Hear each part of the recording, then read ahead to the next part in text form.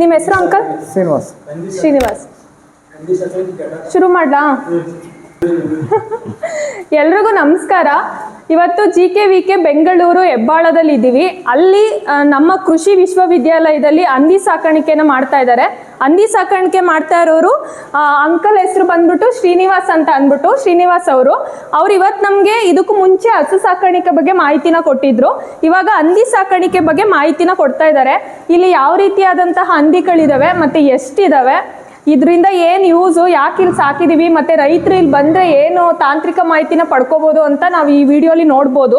ದಯವಿಟ್ಟು ಈ ವಿಡಿಯೋನ ನೋಡಿ ನಿಮ್ಗೆ ಏನಾದರೂ ಇಷ್ಟ ಆಗಿದ್ರೆ ಲೈಕ್ ಮಾಡಿ, ಮತ್ತು ಇದೇ ರೀತಿ ಹೆಚ್ಚಿನ ವಿಡಿಯೋಗೆ ಸಬ್ಸ್ಕ್ರೈಬ್ ಮಾಡಿ. ಹೀಗೆ ನೀವು ಸಬ್ಸ್ಕ್ರೈಬ್ ಮಾಡಿದರೆ ನಮಗೆ ಒಂದು ಪ್ರೋತ್ಸಾಹ ಸಿಗುತ್ತೆ. ಮುಂದೆನೂ ನಾವು ಈ ರೀತಿ ವಿಡಿಯೋಗಳನ್ನ ಹೆಚ್ಚೆಚ್ಚು ಕೊಡ್ತೀವಿ. ಈಗ ಶ್ರೀನಿವಾಸ್ ಸರಿಂದ ನಾವು ಮಾಹಿತಿನ ಪಡ್ಕೊಳ್ಳೋಣ. ಅವ್ರು ಹೇಳ್ತಾರೆ, ಸರ್ ಇವಾಗ ಇದು ಯಾವ ತಳಿ ಮತ್ತೆ ಅದೆಲ್ಲ ಗೊತ್ತಿದ್ರೆ ನಮ್ಗೆ ಹೇಳಿ, ಇದು ಎಷ್ಟು kg ಇದೆ ಏನು ಅಂತ ಅಂದ್ಬಿಟ್ಟು ಹೇಳಿ. ಹೈಬ್ರಿಡ್ ತಳಿನಾ? ಎಲ್ಲಿಂದ ತರಿಸಿದ್ರಿ? ಇವು ಹೆಬ್ಬಾಳಿಂದ ತರಿಸಿದೆ, ಇದು ಹೊರಗಡೆಯಿಂದ ತಳಿ ತಂದಿರೋದು ಇದು. ಇದಕ್ಕೆ ಏನೇನ್ ಫುಡ್ ಕೊಡ್ತೀರಿ ಹಂದಿಗೆ? ಇದು ಹೋಟ್ಲಲ್ಲಿ ತಿಂಡಿ ಅದು ಇದು ಮಿಕ್ಕಿರ್ತದಲ್ಲ, ಅದು ಫುಡ್. ಇದಕ್ಕೆ ಜೋಳದ ನುಚ್ಚು ಎಲ್ಲ ಹಾಕ್ತಾರೆ. ಕ್ಯಾಂಟೀನಲ್ಲಿ ಮಿಕ್ಕಿದ್ದು ಊಟ ಅದು ಇದು ಚಪಾತಿ ಅನ್ನ ರೈಸ್ ಎಲ್ಲ ಸಿಕ್ಕಿದ್ರೆ ಎಲ್ಲ ಹಾಕ್ತಾರೆ. ತರಕಾರಿ ಎಲ್ಲ ತಿಂತದೆ ಇವು. ಅಷ್ಟೇ ಕೊಡೋದ ನೀವು? ಈಗ ಹೋಟೆಲ್ ಫುಡ್ ಮತ್ತೆ ಕ್ಯಾಂಟೀನ್ ಫುಡ್ ಎಕ್ಸ್ಟ್ರಾ ಅಲ್ಲಿ ಅವಾಗಲೇ ಹಸುಕ್ ತೋರಿಸಿದ್ರಲ್ಲ ಆ ತರ ಏನು ತರಿಸ್ಕೊಡಲ್ವಾ? ಅದು ಯಾವಾಗ ಮೇವು ಇದ್ದಾಗ ಎಮರ್ಜೆನ್ಸಿ ಕೊಡೋದು ಅಷ್ಟೇ. ಇಲ್ಲ ಅಂದ್ರೆ ಬರೀ ಇವು ಅಳ್ಸೋಗಿರೋದೆಲ್ಲ ತಿನ್ಕೊಂಡಿರೋದೆ? ಅದೇ ಹೋಟ್ಲಲ್ಲಿ ಕ್ಯಾಂಟೀನಲ್ಲಿ ಮಿಕ್ಕಿದ್ದೆಲ್ಲ ತಿನ್ನೋದೆ. ತರಕಾರಿ ಏನು ತಿಂತಾವೆ ಇವು. ಮಿಕ್ಕಿದ ಊಟ ಪಾಠ ಎಲ್ಲ ತಂದು ಹಾಕ್ತಿವಿ, ತಿಂತವೆ. ಬೆಳಿಗ್ಗೆ ಒಂದ್ಸತಿ ಸಾಯಂಕಾಲ ಮೈ ತೊಳಿತೀವಿ, ಎಲ್ಲ ಇಲ್ಲಿ ಕ್ಲೀನ್ ಮಾಡಬೇಕು.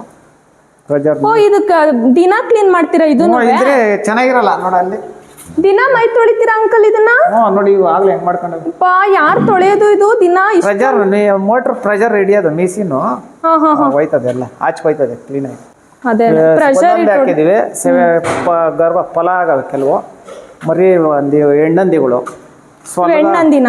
ಹೆಣ್ಣಂದಿಗಳು ಸೊಲಗ ನೋಡಿ ಈ ಕಡೆ ನೋಡಿ, ಇನ್ನೊಂದು ಸೊಲಗ ನೋಡಿ. ಇಲ್ಲಿ ಗಂಡಂದಿ ಸಖತ್ ಸ್ಮೆಲ್. ಒಂದ್ 6 ತಿಂಗಳು ಮರಿ. 6 ತಿಂಗಳು ಮರಿನಾ ಇವು? 6-7 ತಿಂಗಳು ಅಷ್ಟೇ. ಅಂಕಲ್ ದಿನ ಸ್ನಾನ ಮಾಡಿಸ್ತೀರಾ? ಇಲ್ದ್ರೆ ನೋಡಿ ಇವು ಎಲ್ಲ ಬೆಳಗ್ಗೆ ರಶ್ ಜಾಸ್ತಿ ಆಗ ಹೆಂಗವೆ ಬೆಳಗ್ಗೆ ಕ್ಲೀನ್ ಆಗಿ ಎಲ್ಲ ಹೊಡಿಬೇಕು. ಬೆಳಗ್ಗೆ ಸ್ನಾನ ಮಾಡಿಸಿ ಆಗ್ಲೇ ಹಿಂಗ ಆಗ್ಬಿಟ್ಟಿದಾವೆ. ಅವು ಒಂದೊಂದೇ ಅವೆಲ್ಲ ಮಾಡ್ಕೊಂಡಿಲ್ಲ ಕ್ಲೀನ್ ಆಗಿ. ಇದು ನೋಡಿ ತಿನ್ಬಿಟ್ಟು ಹೆಂಗ್ ಮಲ್ಗೈತೆ ನೋಡಿ. ಇದು ಜಾಸ್ತಿ ಇದು ಕಾಯಿಲೆ ಗೀಲೆ ಏನು ಬರಲ್ವಾ? ಇವಕ್ಕೇನು ಕಡಿಮೆ ಕಾಯಿಲೆ, ಇವಕ್ಕೇನು ಕಾಯಿಲೆ ಅಷ್ಟೊಂದು ಬರಲ್ಲ. ಕಾಯಿಲೆ ಬಂದು ಇಲ್ವಾ? ಒಂದು ಏನು ಸತ್ತೋಗಿರೋದ ತರ ಇಲ್ವಾ? ಇದು ಒಂದೊಂದನ್ನೇ ಏನಕ್ಕೆ ಬಿಟ್ಟಿದ್ದೀರಾ ಹಿಂಗೆ? ಸ್ವಲ್ಪ ಕಿತ್ಲಾಡ್ಬೇಡ್ದು, ಫ್ರೀ ಆಗಿರ್ತವೆ ಅಂತ. ಈಗ ರೈತರು ಮಾಡೋದಾದ್ರೆ ಹಿಂಗ್ ಮಾಡೋಕ್ ಹೋದ್ರೆ ಆಗದ ಜಾಗನೇ ಸಾಲಲ್ವಾ? ಎರಡೆರಡು ಹಾಕ್ಬೋದು, ಚಿಕ್ಕ ಚಿಕ್ಕವಾಗಿದ್ದಾಗ 5-6 ಹಾಕ್ಬೋದು. ಬಾಕ್ಸ್ ಚಿಕ್ಕ ಮಾಡ್ಕೊಂಡು ಎರಡೆರಡು ಹಾಕ್ಬೋದು. ಎರಡೆರಡು ಇದ್ರೆ ಸಪ್ರೇಟ್, ಜಾಸ್ತಿ ಇದ್ರೆ ಕಿತ್ಲಾಡೆ ಕಡ್ದಾಡ್ತವೆ.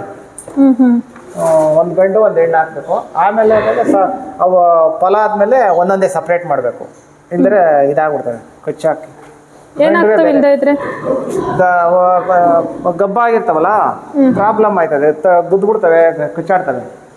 ಅದಾದ್ಮೇಲೆ ಒಂದೊಂದೇ ಗಂಡುದು ಸಪ್ರೇಟ್ ಹಾಕ್ಬೇಕು. ಅದೇ ತಿಂಡಿ ಹೋಟ್ಲದು ಮಿಕ್ಕಿದ್ದು ಅನ್ನ ಚಪಾತಿ ಎಲ್ಲ ಏನು ಮಿಕ್ತದ ತಿಂಡಿ ಹಾಕ್ತಾ ಇರ್ತೀವಿ. ಅದು ಬಿಟ್ರೆ ಎಕ್ಸ್ಟ್ರಾ ಬೇರೆ ಏನು ಕೊಡಲ್ಲ? ಜೋಳ ಹಾಕ್ಬೋದು, ಜೋಳ ನುಚ್ಚು, ಜೋಳ ಪೀಡು ಹಾಕ್ಬೋದು, ರವೆ ಬೂಸ, ಚಕ್ಕೆ ಬೂಸ ಅವು ಹಾಕ್ಬೋದು. ಇದಕ್ಕೆ ತಿಂತವ. ತುಂಬ ಚೆನ್ನಾಗಿ ಸಾಕಿದ್ರೆ ಎಷ್ಟು kg ತನಕ ಇವು ಮಟನ್ನು? 300 kg ಬರ್ತಾವ ಒಂದೊಂದು ಹಂದಿ. 300 kg? ಆಮೇಲೆ ಯಾರು ತಗೊಂಡು ಹೋಗ್ತಾರೆ? ಹಂದಿ ಕಟ್ ಮಾಡೋರು ತಗೊಂಡು ಹೋಗ್ತಾರೆ. 250-300 kg ಒಂದೊಂದು. ಇವಾಗ 300 kg 250 ಹಂದಿ ಕಟ್ ಮಾಡ್ತಾರಲ್ಲ ಅವರು ಅಂಗಡಿಗಳು, ಅವ್ರು ತಗೊಂಡು ಹೋಗ್ತಾರೆ. ದಿನ ಸ್ನಾನ ಮಾಡ್ಸೋಕೆ ಕಷ್ಟ ಆಗಲ್ವಾ? ಮೋಟ್ರ್ ನೀರು ಪ್ರೆಜರ್, ಅದಕ್ಕಾಗಿ ಮೋಟ್ರ್ ಮಡಿಕೊಂಡಿದೀವಲ್ಲ. ನೀರು ಪ್ರೆಜರ್ ಹೊಡಿಲೇಬೇಕು. ಒಂದು ಹಂದಿ ಸಾಕಕ್ಕೆ ಎಷ್ಟು ಖರ್ಚಾಗುತ್ತೆ? ಹಂದಿದೇನು ಜಾಸ್ತಿ ಖರ್ಚು ಬರಲ್ಲ. ಯಾವನ ಒಂದು 2 ಹೋಟ್ಲು ಇದು ಮಡಿಕೊಂಡ್ರೆ ಬೆಳಿಗ್ಗೆ ಒಂದ್ಸತಿ ಹಾಕ್ತಿವಿ, ಸಾಯಂಕಾಲ ಎಲ್ಲ ವೇಸ್ಟ್ ಫುಡ್ ಎಲ್ಲ ತಿಂತವೆ. ಇವು ಏನು ತರಕಾರಿ ಎಲ್ಲ ತಿಂತವೆ. ಎಷ್ಟು kg ತೂಗ್ಬೋದು? ಇದು 250-300 kg ಬರ್ತದೆ. ಇದು ಮಾರ್ಕೆಟ್ ನಿಮ್ದು ಎಲ್ಲಿ ಕಳಿಸ್ತಾರೆ ಇದು ನಾವೇನು ಕಳ್ಸಲ್ಲ, ಅವರೇ ಬಂದು ತಗೊಂಡು ಹೋಗ್ತಾರೆ. ತಗೊಂಡು ಹೋಗ್ತಾರಾ? ಅದೇ ಇಲ್ಲಿಂದ ಒನ್ ಕಾಂಟ್ಯಾಕ್ಟ್. ಯಾವ ಊರು ಅವ್ರದ್ದು? ಅವರು ಸಿಟಿಲೇ ಇಲ್ಲೇ ತಗೊಂಡು ಸಿಟಿಯಲ್ಲಿ ಅಂಗಡಿಗಳು ತಗೊಂಡು ಹೋಗ್ತಾರೆ ಅವರೇ ಬಂದು. ಹಂದಿ ಸಾಕೋದ್ರಿಂದ ಲಾಭ ಇದೆ, ಖರ್ಚು ಕಡಿಮೆ ಬರ್ತದೆ, ಒಳ್ಳೆ ಲಾಭ ಇದೆ, ಸಾಕ್ಬೋದು. ಸಾಕ್ರಿ ಏನು. ವಿಡಿಯೋ ಇಷ್ಟ ಆಗಿದ್ರೆ ದಯವಿಟ್ಟು ಲೈಕ್ ಮಾಡಿ.